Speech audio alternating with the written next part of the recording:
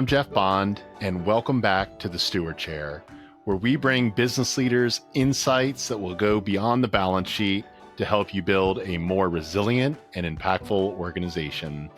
Today, I'm speaking with Frank Patterson, the president and CEO of Trilith Studios, a name that has become synonymous with the booming film industry here in Metro Atlanta. Trilith is now the largest production facility in Georgia and the largest purpose-built studio outside of Hollywood. We're unpacking the critical importance today of leveraging your values to build a purpose-driven community and business. This conversation is for every business leader who knows that true competitive advantage isn't just about what you do, but how you do it. We'll show you how to empower your team to turn their curiosity and imagination into a lasting legacy. But before we get started, if you haven't already, please follow this podcast wherever you listen for future content and consider sharing it with a fellow leader. Thanks for joining us, and let's dive in. Well, Frank, I've got to say, it's such a pleasure to have you on the Steward Chair. Thank you for being here. Yeah, thank you, Jeff. I'm excited to have a discussion with you. Yeah, so I had mentioned before, and our listeners know this, but we view stewardship as a long-term responsibility of a leader to care for what's been entrusted to them, whether it's people, a mission, a company, a Absolutely. community. And I think you embody that just so much with your education Well, thank you. background as a professor, a dean, a CEO.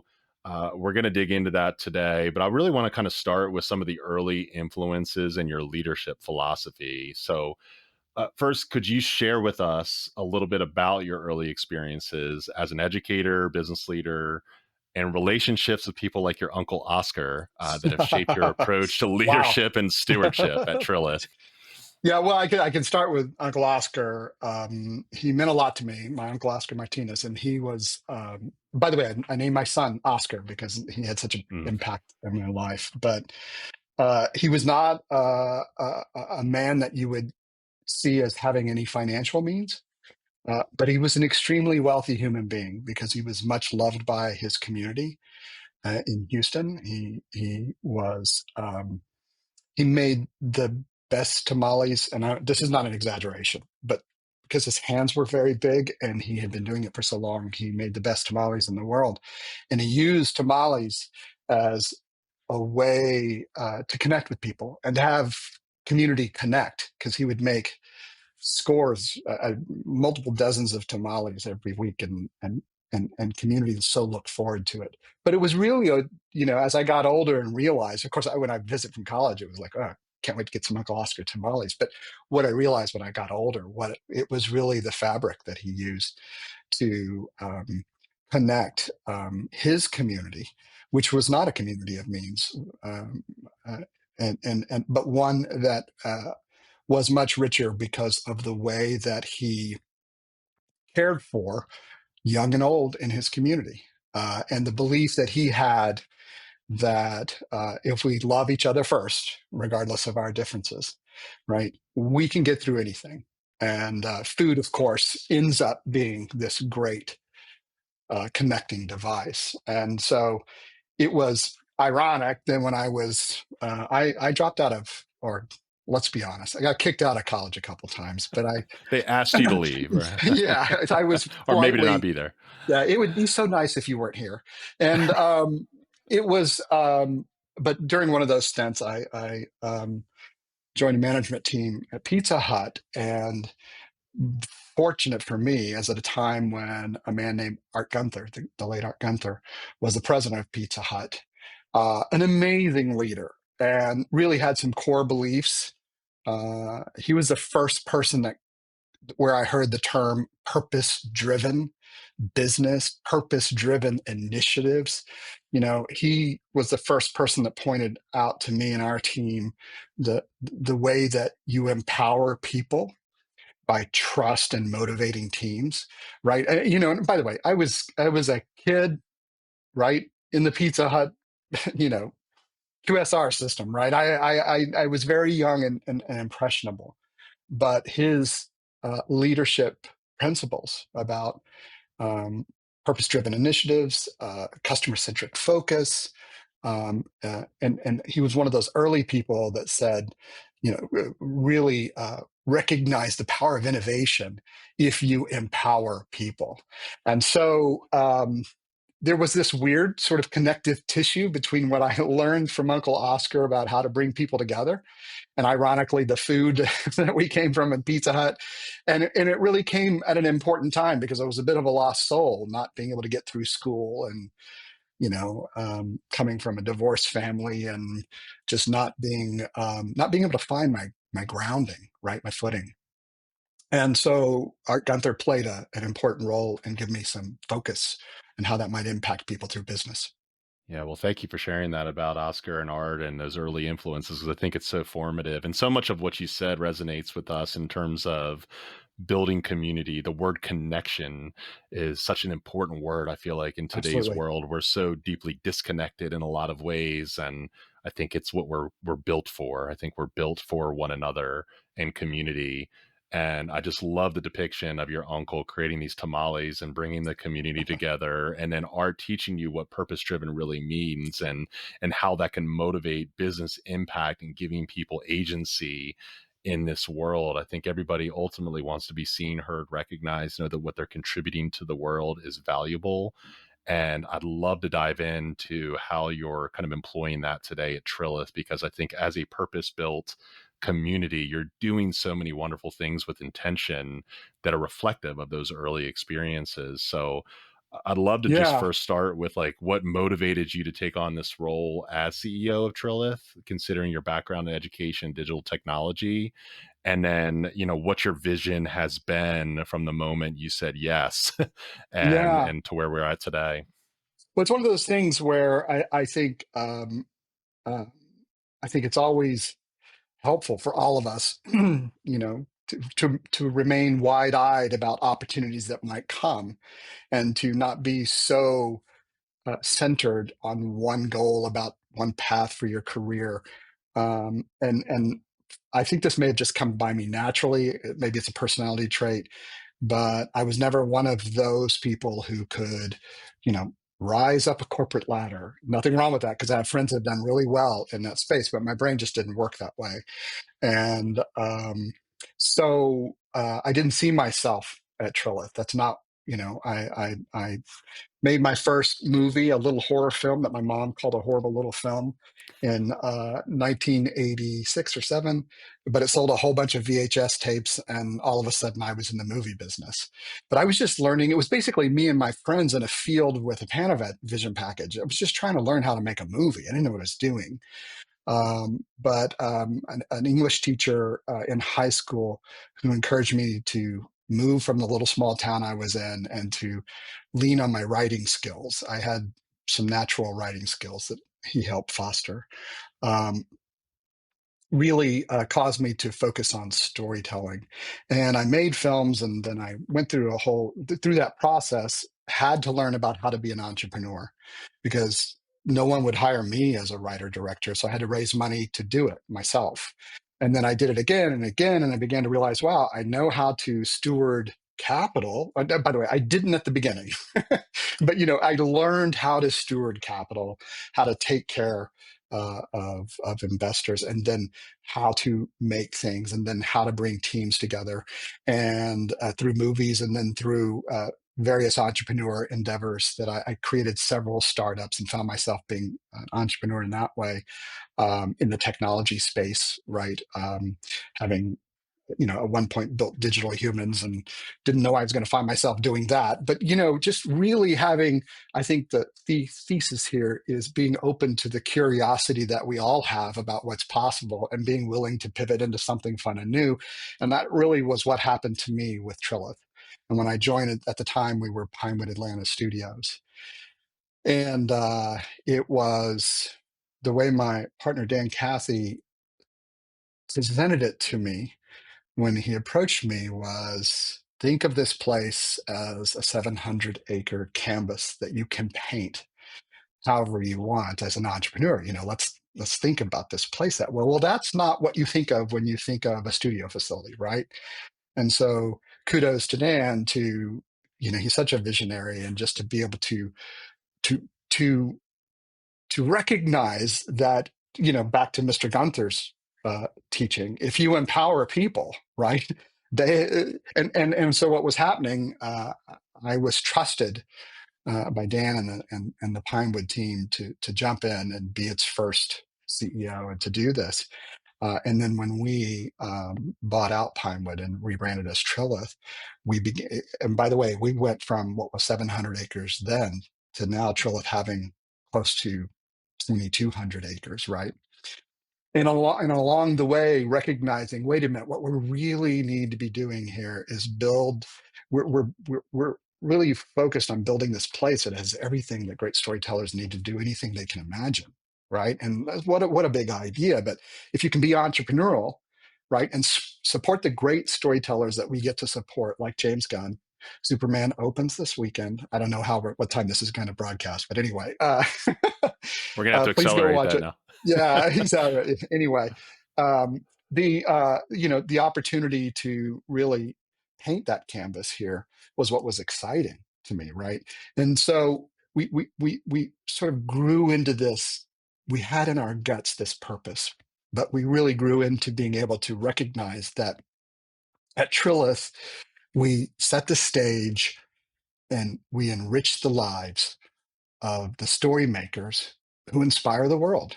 And so it was this realization that, you know, that's our North Star, right? And we grew into that over time, but it began with this openness to being entrepreneurial in the storytelling space and to be make investments in storytellers, of course, make investment in facilities and all the technology that's associated with it, make investments in companies and startups and thought leaders, and just be willing to foster innovation at a place that has everything that great storytellers need to do anything they can imagine. So that was for me the most exciting thing. I'm cutting what 9 years into a couple minutes here, but that's what happens. It's been an incredible journey, and there's so many things I want to double click on for the person listening right now in terms of a leadership lesson, but particularly something that I've heard, a story that I've heard time and time again from any leader that's gone through Chick-fil-A or Dan Cathy's leadership is that it is all about identifying talent and empowering them to that point that you made and giving them agency to imagine what the possibilities look like versus coming with a preset list of this is what it's going to be. Can you run it? Can you tell me a little bit about what that meant to you and just how important that is for leaders to understand as they're fostering talent on their teams? Well, if you believe that great ideas come from all levels in an organization, right? I mean, if you hire great talent, people who are intellectually curious and passionate about your mission, um, and you trust their brains. I forgot what you've probably heard this a million times. The CFO, by the way, this is not my CFO's point of view. She's phenomenal. But the CFO says to the CEO, what happens if we pay for their education and then they leave? And of course, the CEO says, what happens if we don't pay for their Mm-hmm. education? Right. So, and they stay. Right. So that was like, oh, wow, good point. And so I'm not doing it out of defensive motives like that. But, mm, Art taught me empowering people was the core of the business. That's, of course, what Dan lives by. And we have the most talented team. Of course, I'm going to say this, but I have people that grew up right here in Fayette County. You know, sometimes some of them here in Fayetteville and Peachtree City, who probably didn't see themselves in the movie business, came up through the public education system here in Fayette County, who are rock stars today in the movie business because they support the making of movies by people like James Gunn, the some of the top producers in the world who've fallen in love with our team, these local folks from Fayette County, because they had the platform to imagine possibilities, to create ideas, to bring them to us, to do things that, I grew up in the movie business, and they were making suggestions about how we might want to operate the studio in ways that I hadn't even considered, because they're smart people, they're passionate people, they're great talent. And it was important for us on the leadership side to create an environment that empowered them to execute on those ideas. So I don't know how a great company becomes a great company if you don't first empower people, right? I mean, it's impossible. I think it's so true, and for a lot of CEOs that and founders that have built something, it becomes deeply personal to them, and they kind of want to command and control. And this is kind of the way that business has been done for decades, through the Industrial Revolution and where we're at Right. today. But now there's people have so many choices of where they go and they employ their talents, and the world has just become bigger, for them. And there's just Good so point. much hidden talent out there with something, a spark inside of them. What does that require of you as a leader? How do you think about that when it comes to humbling yourself before the fact that maybe there's some smarter people that have better ideas than you, and how do you empower your other senior leaders to think and behave that way so that you can tap into that as a resource? Yeah.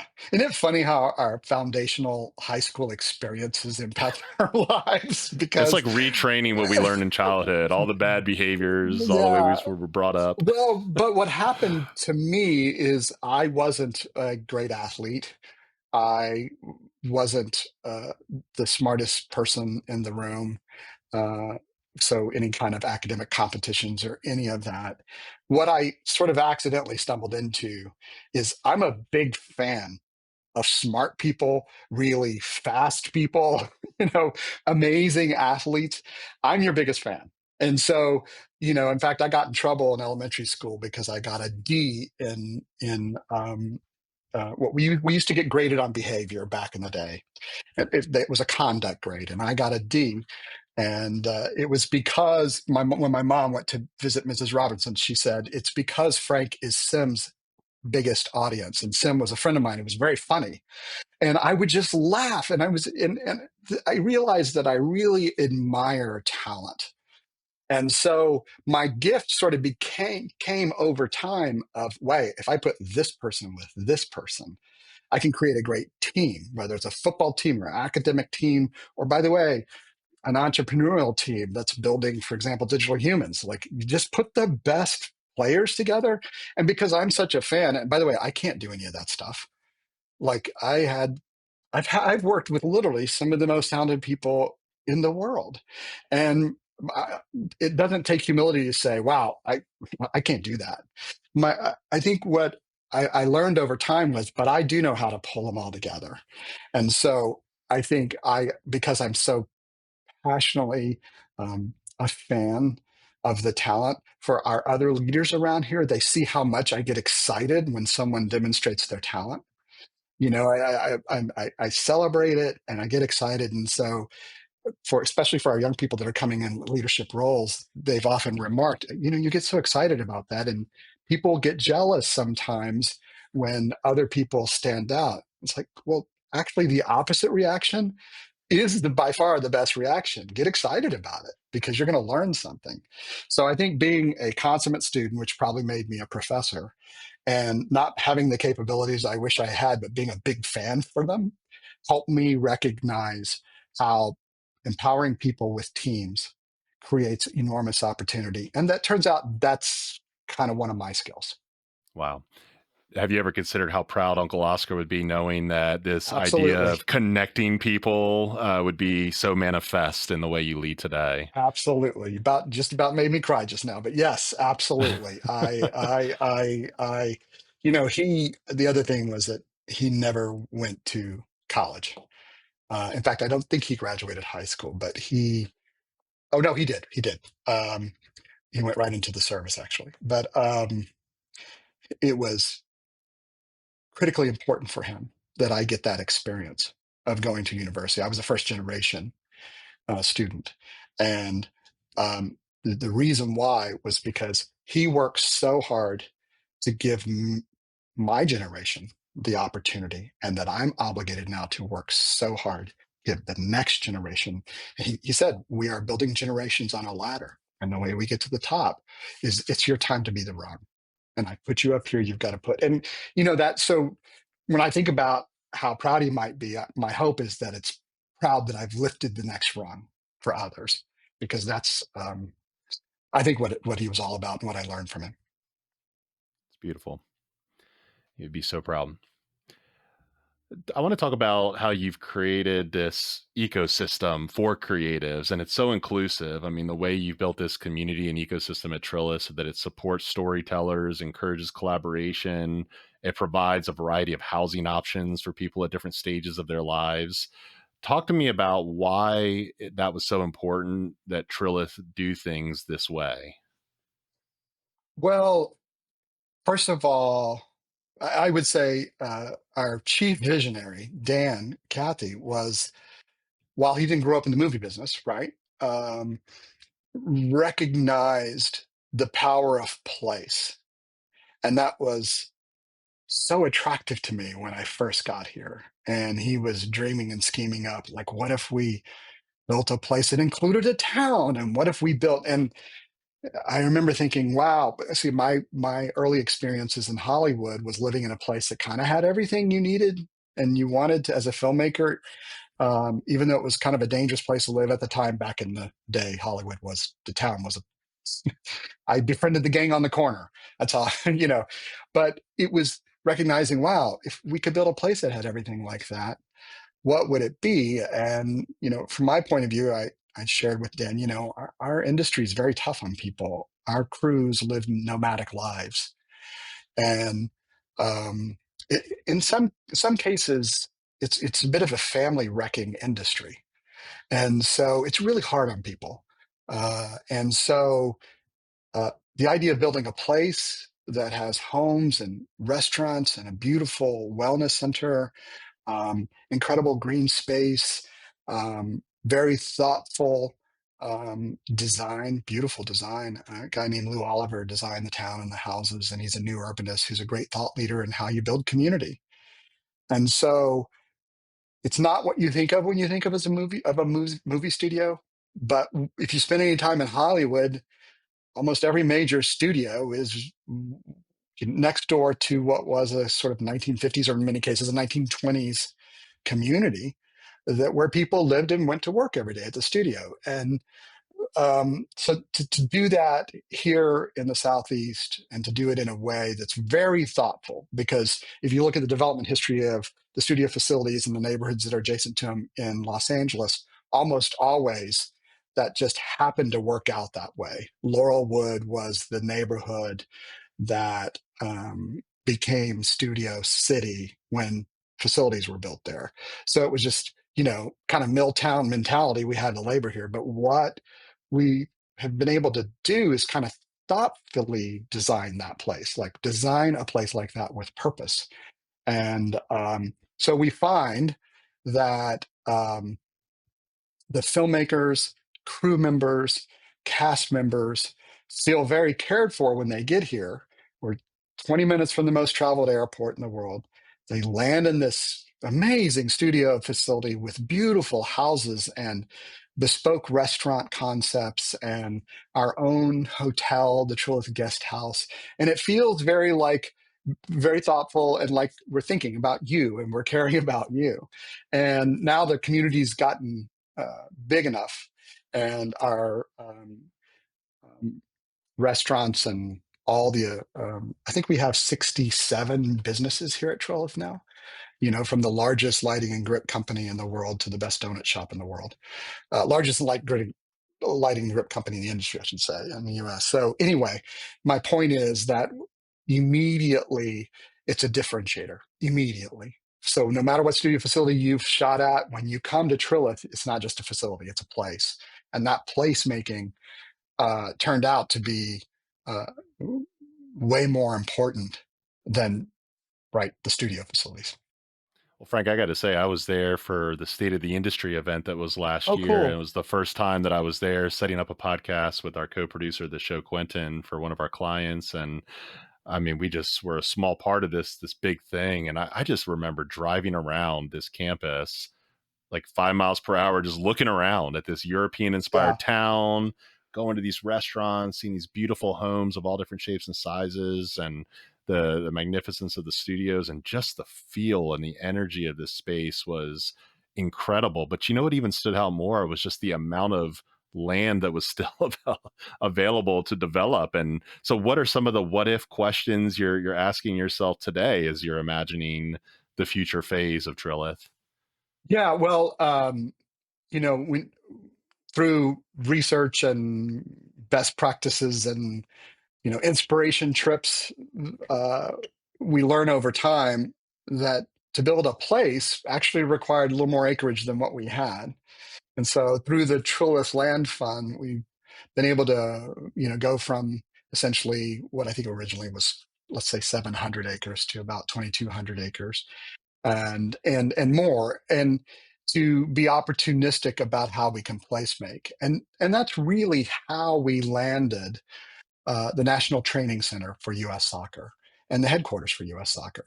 So it turns out that United States did not have a dedicated national training center, and I think we were one of the only countries in the world that didn't have it. And U.S. Soccer really wanted that, and they began looking about where to locate it. And because of all this placemaking work we've been doing, and because of that happened to match the needs of the leadership team at U.S. Soccer and their vision for the future, um, we made a natural, place for U.S. Soccer to land.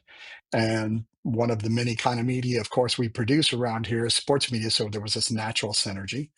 Um, and we think about lots of ways of engaging, let's just call it broadly, entertainment. That's why in our purpose statement, we call them story makers, because there's some of the greatest footballers in the world are some of the great story makers, right? I also have some of the best story makers in the world right here on the studio lot today. So um, with this theme of being a place for story makers, it's caused us to imagine other ways, creative ways that we can use the rest of this land that we have to continue our placemaking. I can't share some of the stuff that we're currently exploring, but we're under NDA. But let's just say every day we wake up imagining how we can make this a better destination for people who want to be a part of the story making that happens. Well, given the track record, I'm excited to see what that imaginative future looks like. I'd love to focus on a little bit before we close the embracing of innovation and technology. So you've emphasized the importance of technology in story making and storytelling. What does Trilith Studios integrate? Or how do they integrate technological advancements to support creators, and what is your vision for the future in this area? And you had kind of mentioned digital humans before. You come from a very innovative background. I'd love for you to double click on what that even is for the listener that doesn't know what that is. Yeah, uh, throughout my career, I've just taken opportunities to play, in some cases, even invent technology. I'm just a bit of a techno nerd.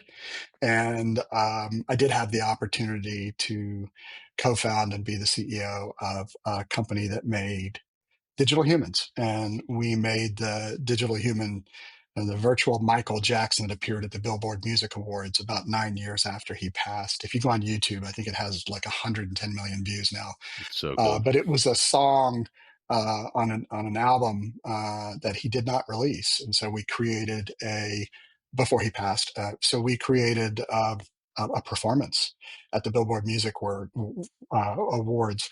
Where the virtual Michael Jackson performed a completely original performance of a song, and Jamie King directed it. It was just wonderful, and so it was just again playing with emerging technologies. It's interesting. On the night of that show was my sort of big awareness about how virtual production, which is now pretty commonplace in our industry, was going to emerge. And that was back in 2014, realizing the confluence of all these technologies and the technologists that are thinking about how to make content where physical worlds meet virtual and digital worlds really was a training ground for me back then on what we're doing here.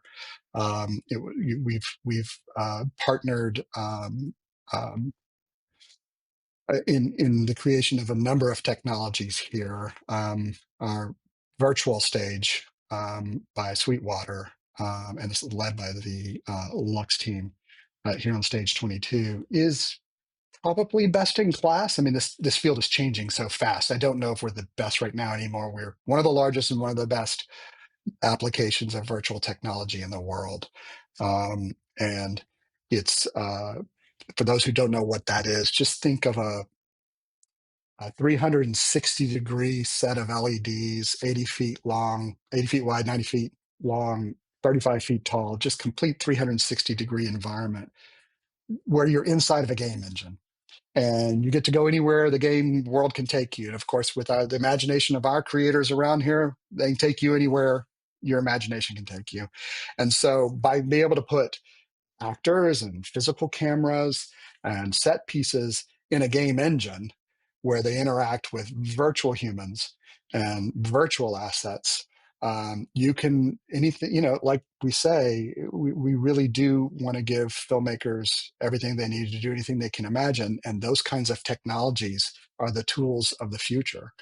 And then, of course, the suite of AI tools that we currently use and are very excited about in terms of the future to make all of those technologies talk together and play together to really both spark the imagination and realize the imaginations of our great storytellers.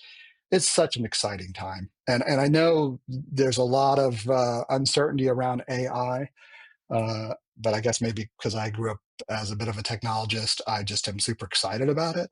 When you think about what um, it is often a mistake, and it happens in our industry a lot. Well, people will see emerging technologies and apply the potential of that technology to solve the problems of the past, as opposed to applying the potential of that technology to the solutions of the future.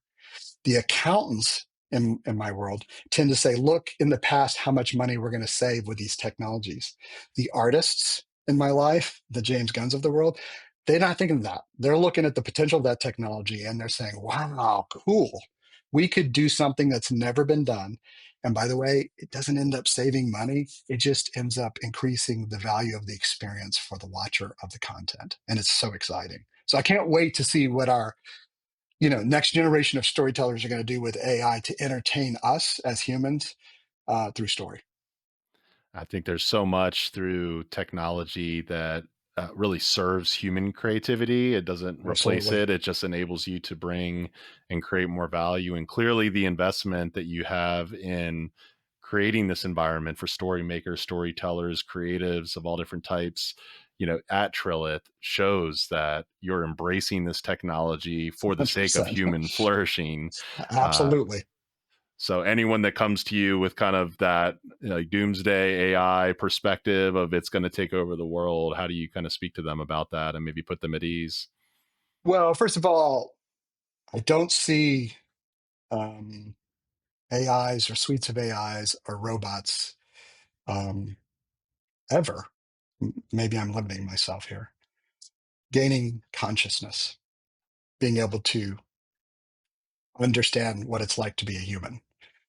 Um, and because, by the way, all the way the AIs are being created, uh, genuine novel creative thought, genuine novel creative thought, because that term is used a lot in AI, really comes from the experience of being a human. And my ability to tell a story that you connect with really comes from this incredible deep ability for me to reflect on this human experience that I have in a novel way and tell it in a way that causes you to connect with it the same way I did.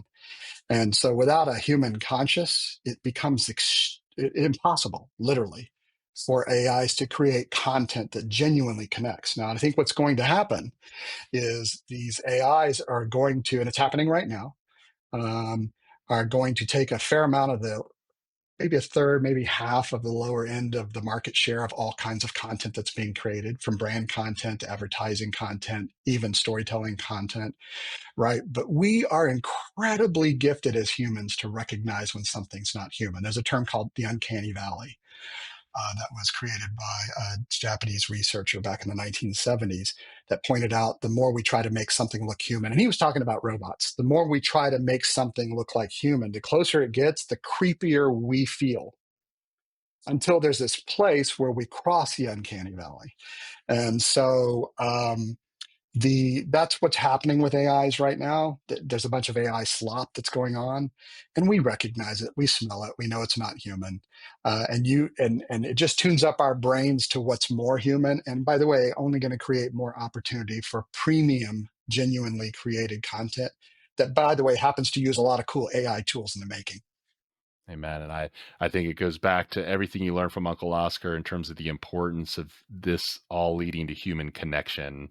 Because again, I think we Absolutely. are all created for that. And it's our role to steward the next generation and what that looks like for them and have that future focus versus trying to solve problems of the past, because you can never look back in that way, but we have to steward what the future looks like for our kids and their kids Absolutely. and all of that. Well, you bring up a good point about the connection because, uh, as everyone knows, we've become less and less connected, right?